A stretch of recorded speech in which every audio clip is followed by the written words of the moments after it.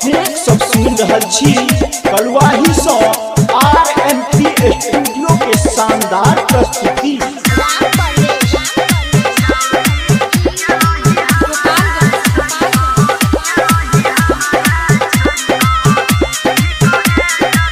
RMP अपन लोग अपन ही छोरी गेलही हमरा छोड़ी को सिही करे टपियाई छियो गे छोरी गेलही हमरा छोड़ी को सिही करे टपियाई छियो गे सिही करे टपियाई छियो गे हम पीर पियाई छियो गे छोरी गेलही हमरा छोड़ी को सिही करे टपियाई छियो गे छोरी गेलही हमरा छोड़ी को सिही करे टपियाई छियो गे।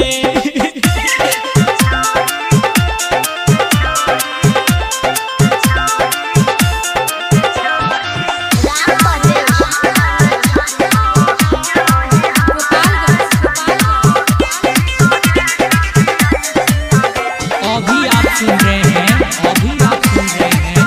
RMP स्टूडियो कलुआही से विजय बेगाना को। पहिले छेला हमारा तो सतिनिया अब तू दोसरा के भइला गे कनिया गे छोरी दोसर के भइला तू कनिया। पहिले छेला हमारा तो सतिनिया अब तू दोसर के भइला तू कनिया गे छोरी दोसर के भइला तू कनिया।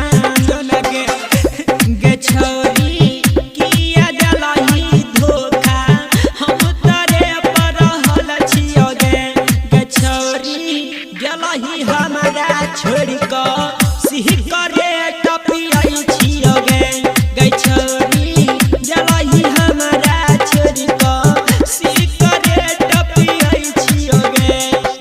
अपने सब सुन रहल छी कलुआही से RMP स्टूडियो के शानदार प्रस्तुति।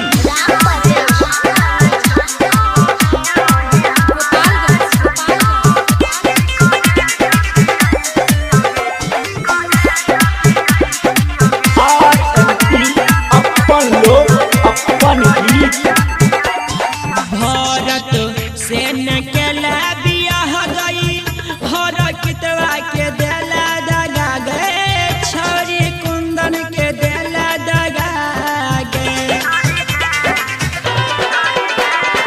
मनीष से न केला बियाह गई शंकरवा के देला दगा गे छोरी शंकरवा के देला दगा गे के लगे के छोरी तोरा याद में बीजे घुट घुट के दियाई छियो गे छोरी गेलही हमरा छोड़ी को सिकरे टपियाई छियो गे छोरी गेलही हमरा छोड़ी को सिकरे टपियाई छियो गे सिकरे टपियाई छियो गे हम पीर पियाई छियो गे छोरी गेलही हमरा छोड़ी को सिकरे टपियाई छियो गे छोरी गेलही हमरा छोड़ी को सिकरे टपियाई छियो गे। RMP स्टूडियो के लाल बटन दबाकर सब्सक्राइब करी संग ही बेल आइकन के दबानाई नहीं बिसरी ताकि अपने सबक समक्ष नव प्रस्तुति अभित रहे।